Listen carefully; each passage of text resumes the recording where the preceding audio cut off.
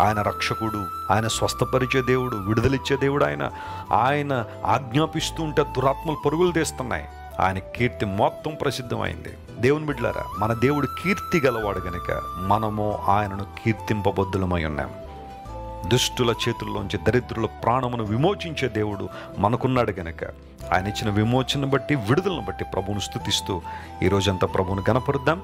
దేవుడు మిమ్మల్ని దీవించి బలపరిచి ఆశీర్వదించినగాక. చిన్న ప్రార్థన చేసుకుందాం. ప్రేమగల తండ్రి, మీరు మాకు ఇచ్చిన చక్కని వాగ్దానాన్ని బట్టి నీకు వందనాలు.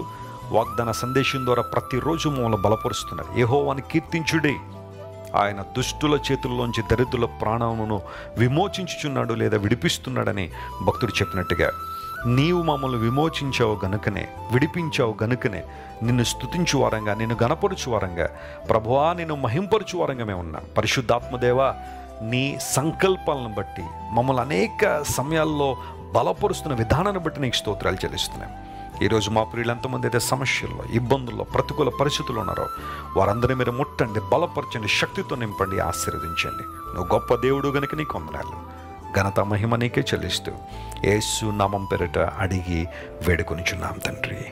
Amen, amen. God bless you dear friends. Have a wonderful day.